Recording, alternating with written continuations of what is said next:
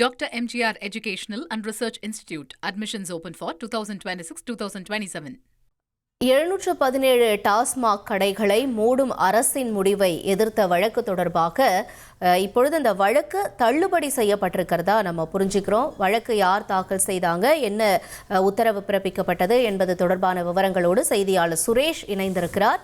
சுரேஷ் வணக்கம். யார் இந்த வழக்கை தாக்கல் செஞ்சாங்க, நீதிமன்றத்தினுடைய தற்போதைய உத்தரவு என்ன, மேலும் கருத்துக்கள் என்ன, விவரங்களை பதிவு செய்யலாம்.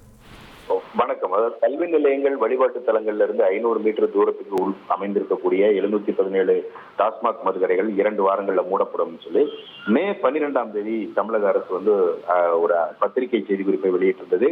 இந்த பத்திரிகை செய்திக்குறிப்பை ரத்து செய்ய வேண்டும் என்று ஏற்கனவே டாஸ்மாக் கடைக்கு இடத்தை வாடகைக்கு கொடுத்திருந்த சென்னை ஆரியபுரம் மற்றும் வேளச்சேரியை சேர்ந்த இடங்கள்ல உள்ள அந்த இடங்களை டாஸ்மாக் கடைக்கு வாடகை கொடுத்திருந்த சரவணன், மதியரசன் ஆகிய 2 பேர் உயர்நீதிமன்றத்துல வழக்கு தாக்கல் செய்திருக்கிறாங்க.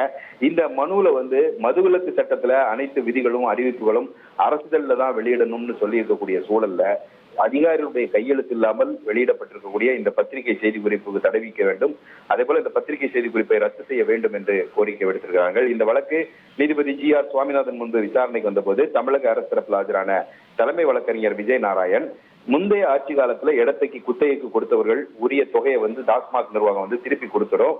அதே சமயம் புதிய அரசனுடைய இந்த கொள்கை முடிவை எதிர்த்து அவர்கள் வழக்கு தொடர முடியாது என்று தெரிவித்தார். இதை ஏற்றுக்கொண்ட நீதிபதி GR சுவாமிநாதன் 717 டாஸ்மாக் கடைகளை மூட வேண்டும் என்ற தமிழக அரசினுடைய முடிவு என்பது நல்ல முடிவுதான்.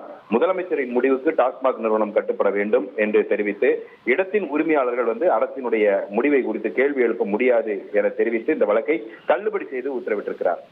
விரிவான தகவல்களுக்கு நன்றி சுரேஷ். டாஸ்மாக் மூடல் நல்ல முடிவு என்று உயர்நீதிமன்றம் பாராட்டியிருக்கிறது. தொடர்ந்து டாஸ்மாக் கடைகளை மூடும் அரசின் முடிவை எதிர்த்த வழக்கும் தள்ளுபடி செய்யப்பட்டிருக்கிறது. விவரங்களை செய்தியாளர் சுரேஷ் வழங்கிட நாம கேட்டோம்.